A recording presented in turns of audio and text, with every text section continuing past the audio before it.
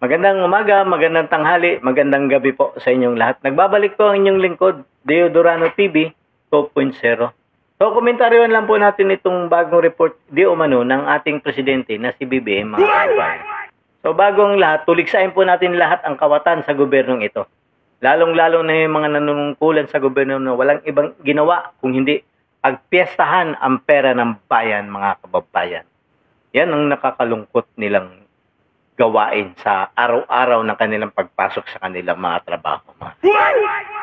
Pinag-iisipan kung paano kunin ang pera ng bayan. Mga satanas, mga demonyo, mga walang kaluluwa na dapat sila hindi naawa sa mga taong biktima ng mga baha, lindol, na wala ng bahay, na wala ng mga ari-arian, na wala ng buhay ang ibang mga tao ng ating mga kababayan. Pakinggan na po natin itong favorite song ng ating kagalang-galang na presidente, mga kababayan.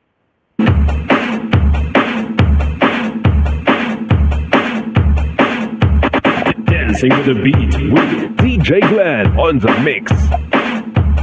Marcos bangag, Marcos bangag, Marcos bangag, bangag, Marcos bangag, Marcos bangag, bangag, Marcos bangag, Marcos bangag, bangag, Marcos bangag, Marcos bangag, bangag.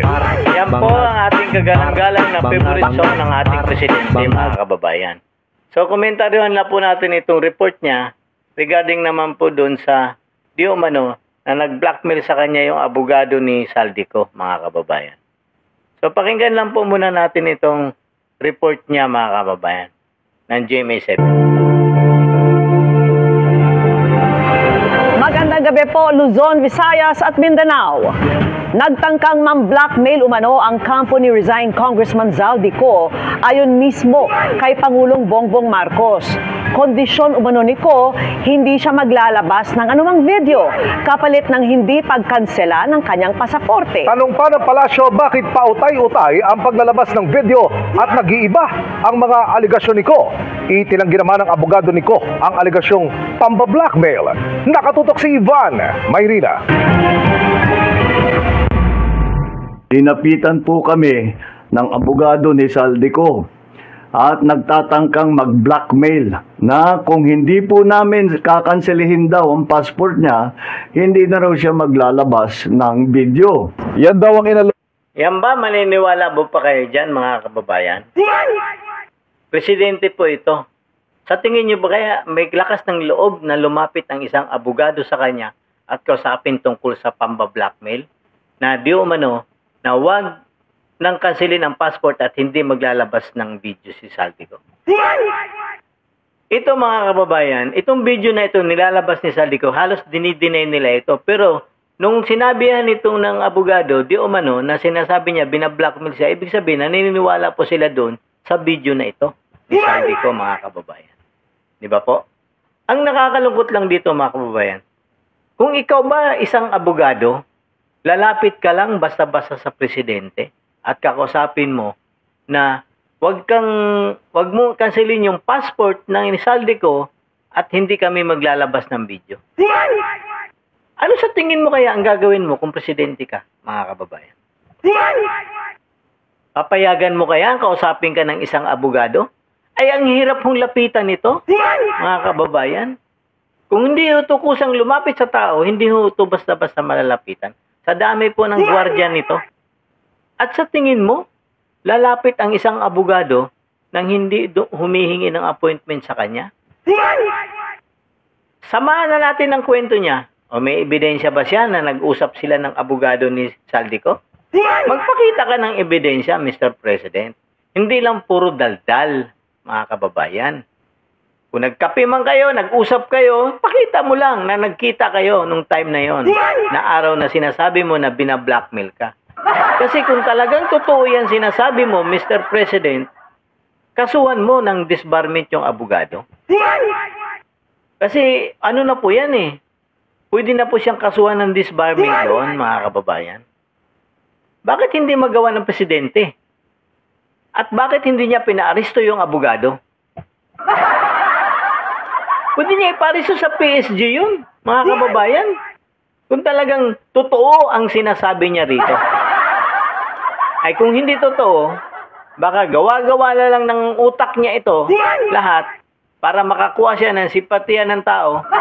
Malabo na pong mangyari yan, makakakuha ka ng simpatiya sa tao, Mr. President. Kasi buong pamilya mo na ang inaakasuhan dito. Tandaan mo, nung pumutok ang pangalan ni Sandro Marcos at yung asawa mo, diyan ka lang nagsalita na, ikaw na mismo nagsasalita. Dati-dati si Madam Claire Castro lang ang nagsasalita dyan para sa'yo. Pero ngayon, ikaw na mismo, na binablackmail ka. Sino maglalakas ng loob, Mr. President? Pakita ka ng ebidensya para maniwala sa'yo ang tao. Hindi puro kyaw-kyaw ka lang dyan, Mr. President. Ano, baka pababa na ba ang tama ng iniinom mo dyan, Mr. President? Huwag ganun, hindi kami ganun katanga na maniniwala agad sa sinasabi mo. Na isang abogado na lalapit sa'yo at bablackmail ka, kung ako yun, pa-aristo ko yan, aristuhin mo ito, ikulong mo ito, papailan mo ng kaso ng disbarment. Ganun, Mr. Presidente ka eh. Ha? Sa tingin mo kaya, gagawin ng isang abogado yon? Huwag mo naman kami lokohin, Mr. President. Huwag naman po, hindi po kami pinanganak kahapon, Mr. President. Tuloy lang natin siya sa kanyang kahangalan, kakulangutan. Ng kampo ni dating Congressman Zaldico kapalit ng kanyang pananahimik sa gitna ng kanyang mga aligasyon laban kay Pangulong Bongbong Marcos. Sinabi yan ng Pangulo sa isang bidyong inilabas ngayong hapon. I do not negotiate with criminals. Kahit maglabas ka na ng video ng lahat ng kasinungalingan mo na pag-destabilize sa gobyerno, gusto kong malaman mo, Zaldi, makakansela pa rin ang passport mo. Hindi ka na makakatakas sa hustisya. Matatanda ang kasama si... Tingnan mo ha, paano na, tinatawag niya. Hindi na ano. Saldi, ibig sabihin, close na close talaga siya ni Saldi ko. Diba? Huling-huli ko siya rito. Yung closeness niya kay Saldi ko. Kasi kung ako po, kung galit na galit ako sa isang tao, talagang tatawagin ko siya sa first name niya. Diba? Kasi ang problema nito, mga kababayan, puro akusasyon lang ito si BBM. Hindi niya sinasagot mismo yung akusasyon ni Saldi ko sa kanya. Ngayon nag-aakusa siya na binablackmail siya. Kung ako ang presidente, kung ikaw presidente ka, Mr. President, paparisto ko yun sa PSG. At papailan ko ng kasong disbarment yan. Para mapatunayan natin na totoo yung sinasabi mo, Mr. President. Hindi lang kataang isip mo lang. Baka kako nanaginip ka, nabangungot ka, naglakad ka ng paharap dyan sa camera, baka tapos yun ang naisip mo na binablackmail ka. Tuloy lang natin sa kanya ang kahangalan tong presidente natin. Sa mga sinampahan ng kasong malversation of public funds at paglabag sa Anti-Graft and Corrupt Practices Act. Kaugnay ito sa umano'y substandard na flood control project sa Nauhan Oriental Mindoro na nagkakahalaga ng 289 million pesos at itinayo ng kumpanyang SunWest sa pag-aari ng pamilya ni Ko. Dahil nagtatago sa labas ng bansa si Ko, nauna nang sinabi ng ombudsman na hihilingin nila ang pagkakansela ng passport ng dating kongresista. Pero mariing pinabulaanan ng abogado ni Ko na si Attorney Rui Rondain ang sinabi ng Pangulo. Wala raw siyang nakausap na kahit sino man sa gobyerno para itigil ang mga video kapalit ng hindi pagkansela ng passport ni Ko at wala raw siyang kontrol sa paglalabas sa mga video. Sa ikalimang video inilabas si Ko kahapon ay dinawit na rin niya si House Majority Leader at anak ng Pangulo na si Congressman Sandro Marcos na may mga bilyong pisong insertion din umano at tumatanggap din ng kickback. Maring itinanggi ng presidential son ng paratang. Ang tanong naman ng palasyo, bakit daw inuutay-utay ni Ko ang kanyang mga video at bakit may nag-iiba sa bawat bagsak ng aligasyon? Bago tayo magbigay ng anumang tugon dyan, mas maganda po siguro na tapusin na muna kung siya man po yung nagsasalita ni Zaldico ang kanyang mga mensahe, ang kanyang mga di umanong mga kwento mula video 1, 2, 3 hanggang video 4 and 5. Madaling nag-iba ang kanyang hairstyle. Kaya tuwing makikita natin at masasabi natin Patinin niyo po, mga kababayan, ang napansin lang ni Claire Castro yung hairstyle, pero hindi niya pinapansin yung sinasabi ni Zaldico.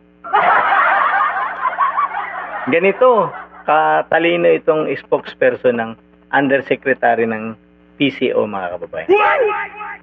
Pinansin niya, hairstyle. Pero yung sinasabi ni Saldico, wala siyang masabi.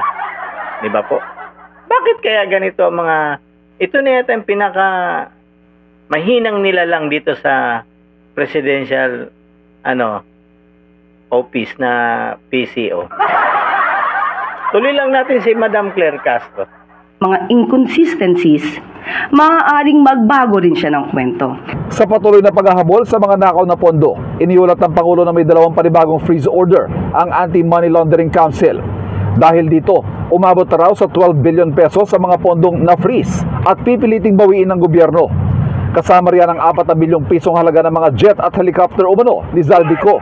Samantala, panibagong mga kaso raw ang irerekomenda ng ICI sa Ombudsman laban sa 8 kongresisang may mga construction company ayon sa Pangulo.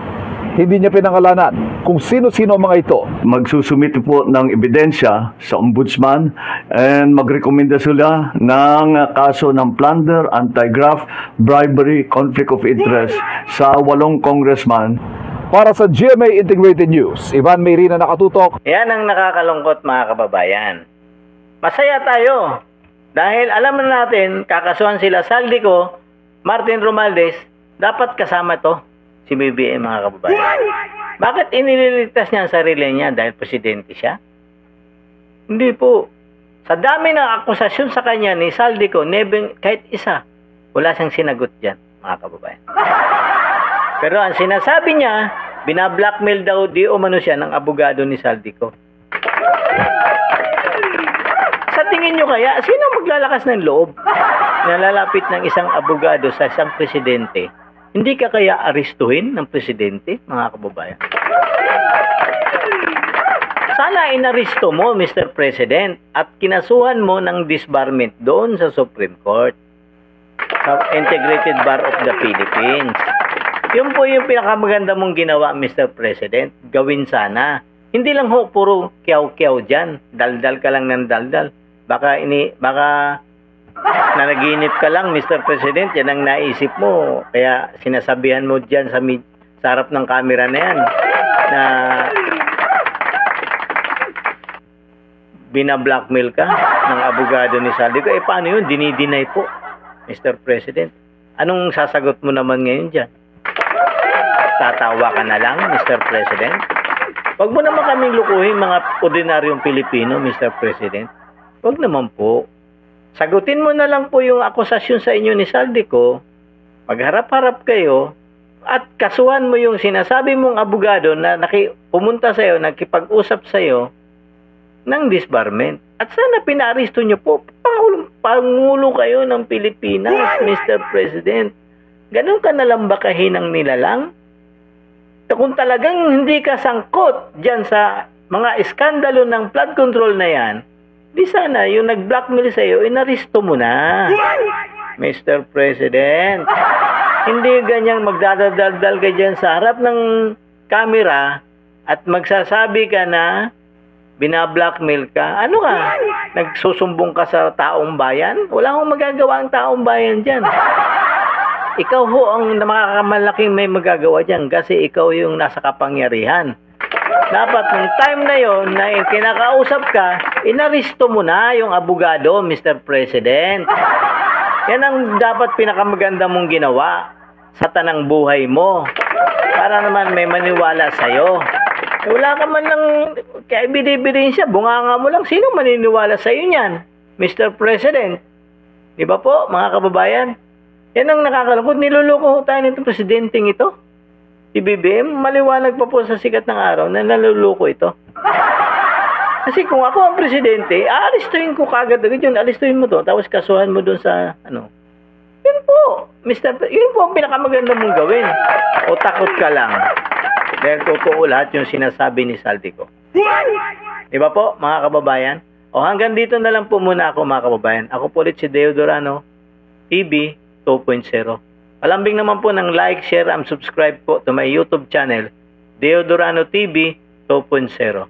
God save the Philippines.